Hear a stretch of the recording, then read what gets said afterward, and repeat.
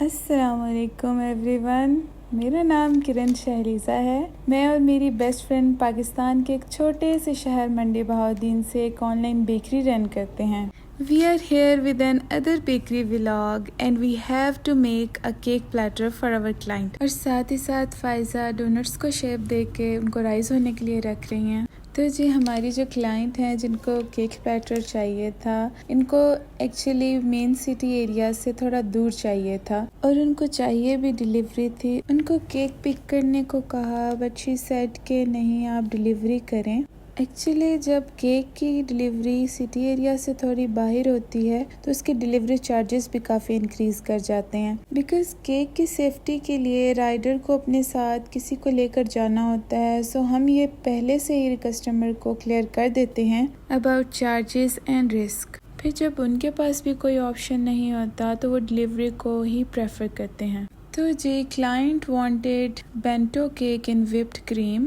As I said کہ یہ cake دور جانا تھا تو ہم نے اس کی کرم کوٹ اینڈ فلنگ گناش سے کی، کیونکہ بٹر کریم اینڈ وپڈ کریم دونوں ہی اسٹیبل نہیں رہتے اتنی گرمی میں اور پھر اتنے دور جانے کے لیے۔ کیک کو کرم کوٹ کرنے کے بعد کریم کو اس کی اسٹف پک بننے تک وپ کریں گے، ساتھ ساتھ مزیدار سی چائے بھی پئیں گے جو کہ فائزہ نے بنائی تھی۔ Then we will do the final coat of cake with whipped cream. So we are working on 3 orders at the moment: cake platter, a bento cake and third order ہماری ایک ریگولر کلائنٹ کا تھا جن کو brownies and don'ts چاہیے تھے۔ We always try to serve freshly made donuts and wallahi these are super tasty جب یہ فریشلی سرو کیے جاتے ہیں۔ میں ان کے ریویوز بھی انشاءاللہ ڈونٹس کے آپ کے ساتھ شیئر کروں گی۔ الحمدللہ ہمیں اس پر بہت اچھے کمنٹس ملتے ہیں۔ چلیے جی اب ہم چلتے ہیں کیک پلیٹر کی طرف۔ کیلنڈر اسکوئر شیپ میں بنانا تھا but I made it in round shape, اور پھر جی اچانک سے فائزہ کی عقابی نظر اس کیلنڈر پر پڑ ہی گئی and she said in the best of her confidence calendar square بنانا تھا۔ آئی لکڈ ایٹ ہر، جس پہ مزید وہ فلاسفر بن کے بولیں کیلنڈر تو ہوتا ہی اسکوئر میں ہے ایسے پلیٹرز پر۔ اب آپ مجھے بتائیں کہ قانون کی کس کتاب میں موجود ہے جی کہ کیلنڈر سے اسکوئر میں ہو سکتا ہے، ورنہ آپ پہ دفعہ 302 بھی لگ سکتی ہے۔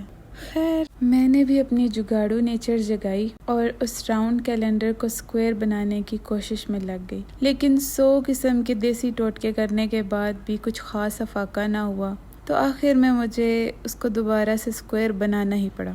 As you all know about Faiza, لیکن آپ کو سب سے مزے کی بات بتاؤں کہ فائزہ نے یہ اسٹیمپ میرے لیے سرپرائز میں منگوائی تاکہ مجھے بہت زیادہ محنت نہ کرنی پڑے، تو خیر یہ ان کی مہربانی ہے۔ ویسے یہ ٹولز لازمی یوز کرنے چاہیے کیونکہ اس سے کام میں نیٹنس بھی آتی ہے اور آپ کا ٹائم بھی سیو کرتے ہیں۔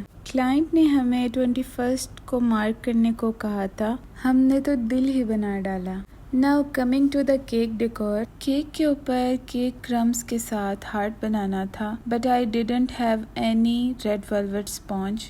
Then at this moment Faiza اپنی سمجھداری کے ساتھ دوبارہ سے ٹپکی اور انہوں نے اپنی چھوٹی سی عقل کا استعمال کرتے ہوئے ہمیشہ کی طرح مشورہ دیا کہ ریڈ ویلوٹ براؤنیز پڑی ہیں وہ یوز کر لیں، and I used brownies to make heart, اور کچھ کرمز سائڈ پر بھی اسپرنکل کر دیے کیونکہ انہوں نے جو ڈیزائن دکھایا تھا اس میں اسی طرح سے بنا تھا۔ Now we will come to the final assembling of our platter۔ Cake کے نیچے رائٹنگ اینڈ فلاورز کے ساتھ کیلنڈر اٹیچ کریں گے۔ So our beautiful platter is ready to go and here is the final product۔ انشاءاللہ ملتے ہیں ہم اپنے نیکسٹ ولاگ میں، ہمیں اپنی دعاؤں میں یاد رکھیے گا، and don't forget to like and subscribe our channel۔ اللہ حافظ۔